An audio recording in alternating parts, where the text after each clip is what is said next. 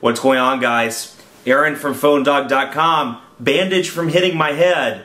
4G goodness. HTC ThunderBolt. T-Mobile. myTouch 4G. 1 GHz processors on both. 5 megapixel camera. 8 megapixel camera. 3.8 inch display. 4.3 inch display. LTE.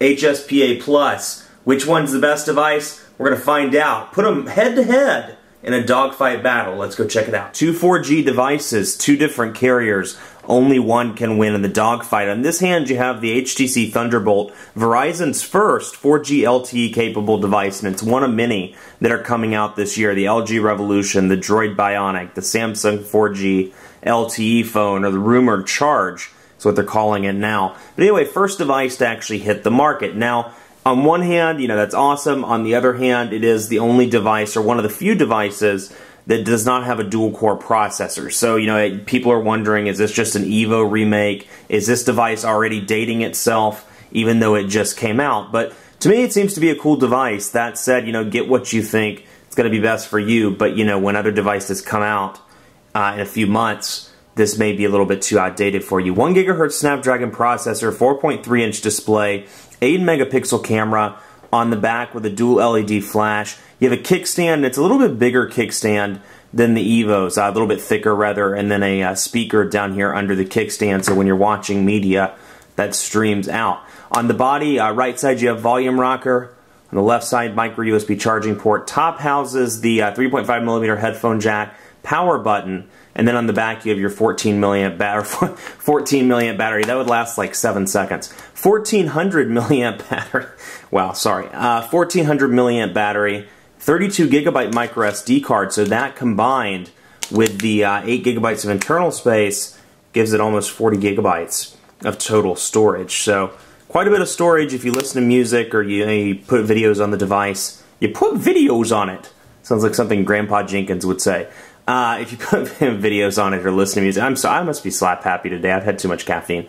You should be very pleased with this device. Now, front-facing camera as well. Now, it comes in at $249.99, which is a little bit expensive and kind of a jaw-dropping $600 full retail. So it's not a cheap device. It's pretty pricey. That said, this comes in at $249.99 as well. It's actually gone up in price. Per T-Mobile's website. Right now it's $249.99, and this is the T-Mobile myTouch 4G. It's one of their 4G devices, and it's capable of achieving the carrier's HSPA Plus network, or capable of running on it. That said, it's a 14.4 megabits per second device, so there are several tiers within HSPA Plus. It's capable of achieving 14.4 theoretically. So 3.8 inch display, also very fast, running Android 2.2 with HTC Sense user interface. It's running a slightly different version of HTC Sense. This is running 2.0.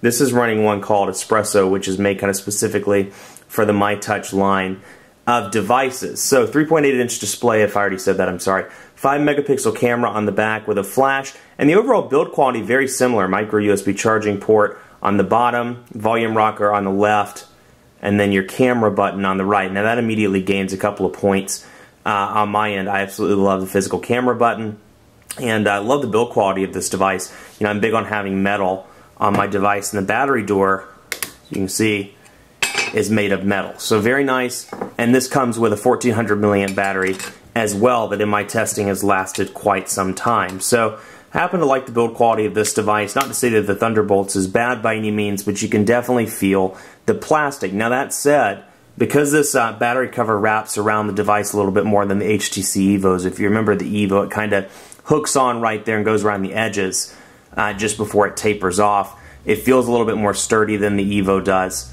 and just overall feels like a smoother device. That said, between the two, I think this one feels a little bit better in terms of overall feel. Front-facing camera on this one as well. Physical buttons on the bottom with an optical trackpad. Capacitive buttons down here. So let's dive in to the user interface. Like I said, both of these are running Android 2.2, and you'll see a lot of similarities between these devices, even though one's running kind of a different version of HTC Sense. Pre-installed out of the box, you get quite a few bloatware applications on the Thunderbolt.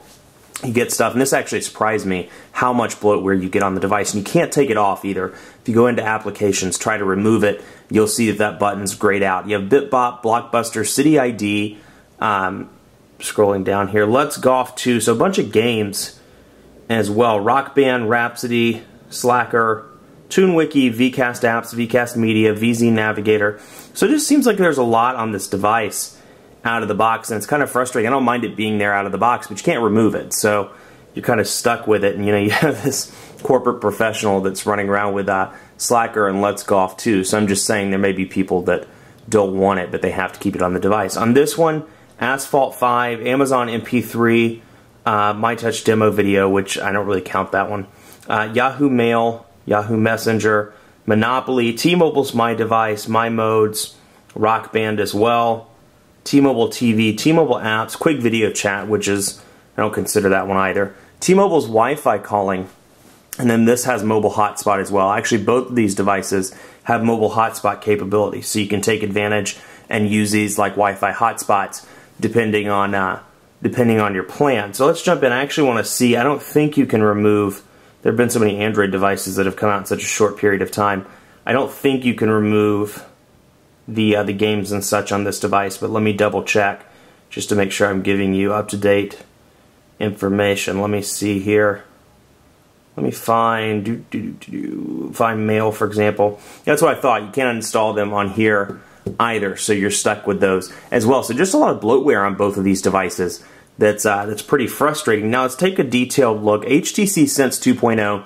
If you've seen, if you watched the Inspire Dogfight from yesterday, very similar here. You have the Inspire that's running Sense, and you have the Verizon version, the Thunderbolt that's running Sense. There are some minor differences, though. You'll see down here, instead of that plus sign that you remember on the Evo, you have a little bit of a kind of paintbrush sign. And it opens up this different menu. Likewise, when you press the screen, instead of bringing up the little widget panel like this, a little bit, that's actually a myTouch centralized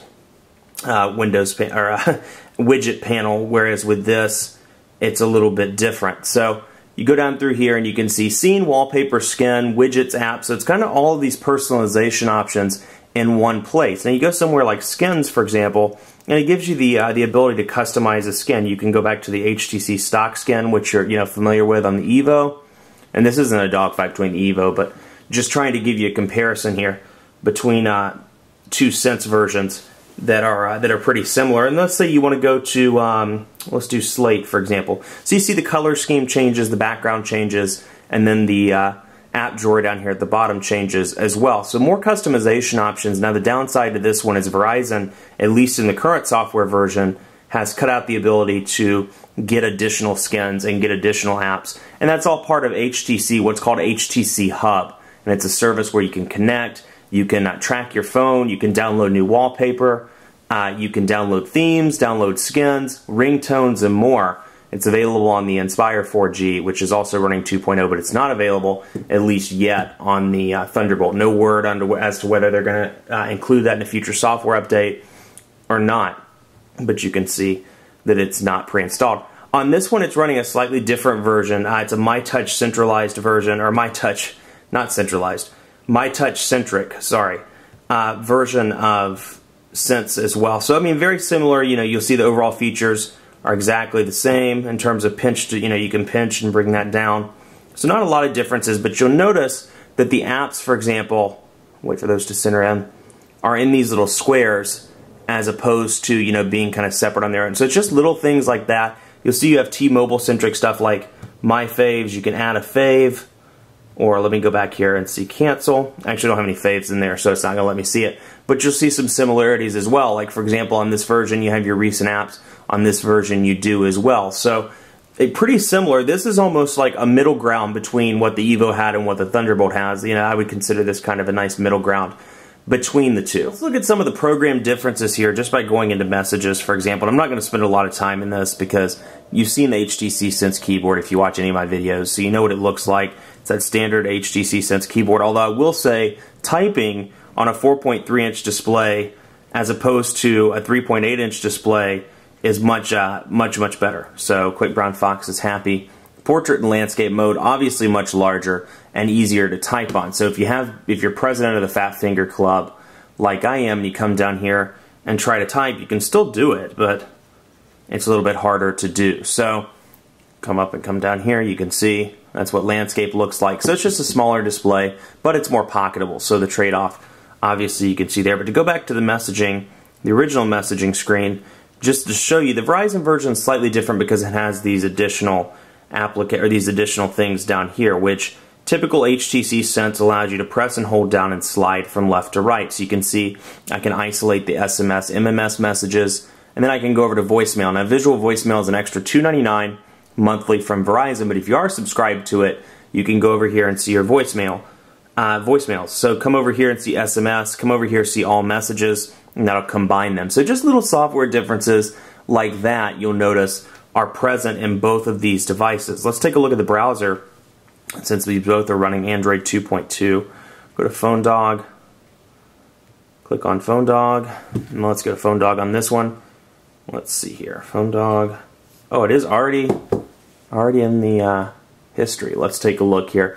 Wait for these to load. Now, see if there's any differences in the browser. There aren't. So you see add bookmarks all in the same place, and then if you want to add a window, you'll see that it looks exactly the same as it does on the Thunderbolt. So now that Phone Dog's loading, it's actually loading a little faster over here on the myTouch 4G than it is on the HTC Thunderbolt. I don't know why it's taking so long. Maybe I did it wrong. Okay, there we go. I don't know how the internet or how phones work. There we go. Okay, so it is taking a little bit longer on this device, but I can go ahead and scroll down while I'm waiting for this one to load. So it's not fully loaded, but you can see relatively responsive. I'm not considering this as part of the official test. But okay, now that it's loaded, we can take a look at pinch to zoom. And it's speedy. I mean, that's fast. For an Android device, given that the flash is running in the background, that's very, very quick. No lag whatsoever. You can see the ads up here, so it's proof that it is that they're running in the background. Pinch or a double tap to zoom in works well. Large text looks good. You can see, bam, in and out.